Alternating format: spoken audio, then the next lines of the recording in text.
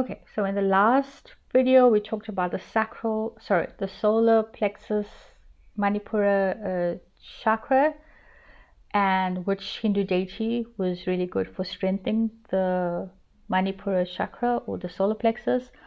If you don't know who I am, my name is Bhishma Devi, and I am a Kundalini facilitator.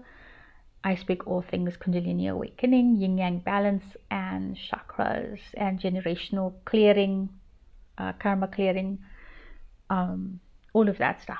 Okay, so for the sacral, it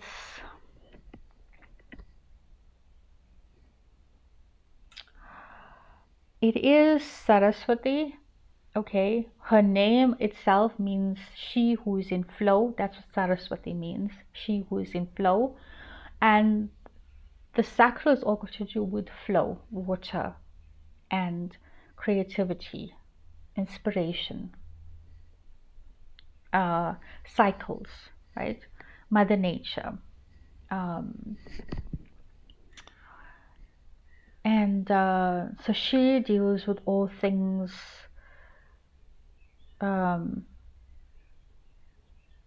feminine and flowing,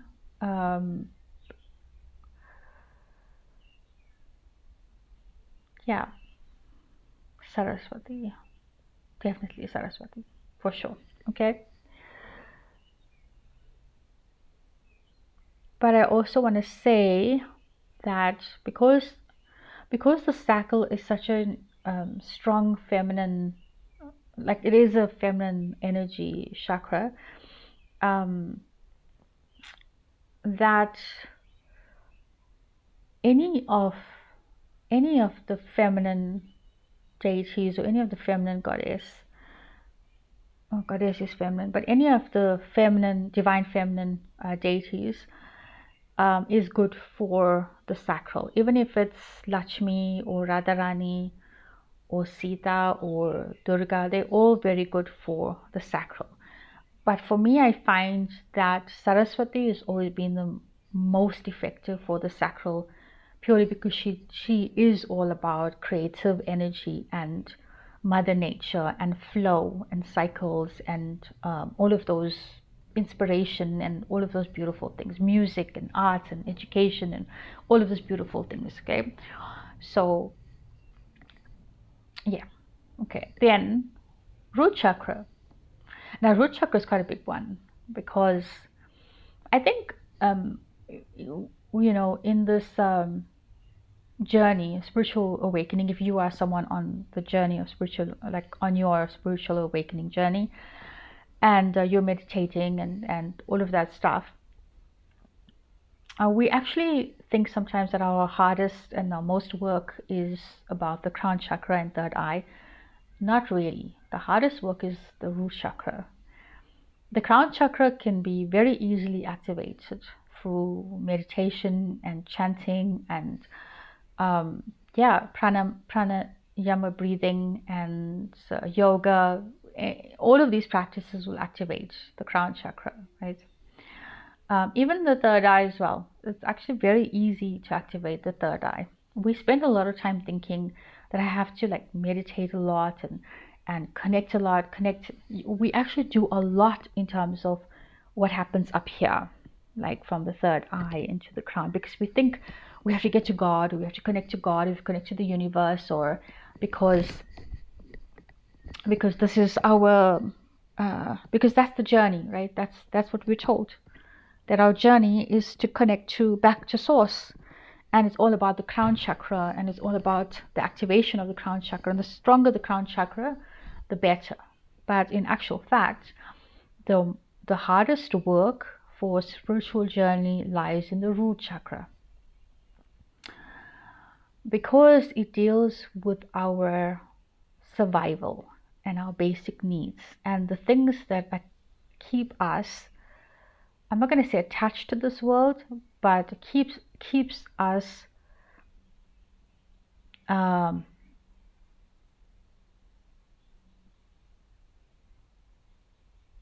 chained into into many karmic bondages whether it is, because if you think about the root chakra and our sense of belonging and our roots, so immediately we go to our ancestors and generational stuff, right? And all the karmas we've accumulated over generations that is being stored in your body, in your DNA, which you've got to go through and clear before before you you can even come to any sort of advanced level in your spiritual path or your kundalini awakening. My throat chakra is going. Okay, so so you've got to deal with a lot of clearing in the root chakra. You've got to go through your generational karma clearing. That whole cycle needs to finish, which takes a long time. There, in that generational clearing phase, you've got to deal with your relationship with your mother and father. You've got to deal with clear things about your physical body, which is also related to the root chakra. Your physical body, your sense of belonging, which means that it's also got to do with and your basic needs and your survival. So you've got to work through all of your fears and your attachments to and your perceptions, your negative perceptions, and your association relationship with wealth, with food, with your body, with family, with yourself, with your partners, your partner, your children, your work. It's got to do with work as well. So everything that is about the physical, your physical experience and the life that you're living, it's got to do with all of that. And that is the hardest part because you are living it every single day. So when you're working through the crown chakra, when you're working through the root chakra, what it basically means is you're going to have to work through every single one of those sections or every one of those subjects, right? And you've got to go through, like if you're working with money, for example, you've got to go through all of your beliefs about money, and then you have to shift that concept you have of money, the conditional concept you have of money, and move into the spiritual concept of money or the understanding of it and how you relate to it. And that is a very, very difficult process because that would mean you would have to change everything, the way you see money, the way you interact with it, the way you understand it, the way you earn it. You have to change work because then you'll have to align to what you were truly meant to do, what your skill is, what your God-given skill is. You'll have to change that. You'll have to change the way you look at your body. You'll have to change the way you relate to your body. So it's a lot of like natural Ayurvedic stuff that comes in there, and wisdom that comes in there as well. So there's also the aspect of when you talk about children as well, like how do you raise your children? What is the proper Vedic way to raise your child?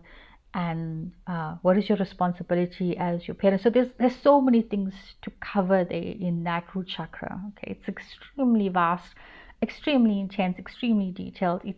It is. So the people spend a lot of time with the third eye, and they think awakening or activating the third eye and activating the crown chakra, then you are spiritually awoke and you evolved and you're having all these experiences or whatever, that you must be very advanced, but not actually really. That is easy. Everyone is doing it. The hard work comes in the root chakra because that is where the sticky, uncomfortable stuff sits. Okay, it really challenges your basic fears and primal needs as a human being. Okay,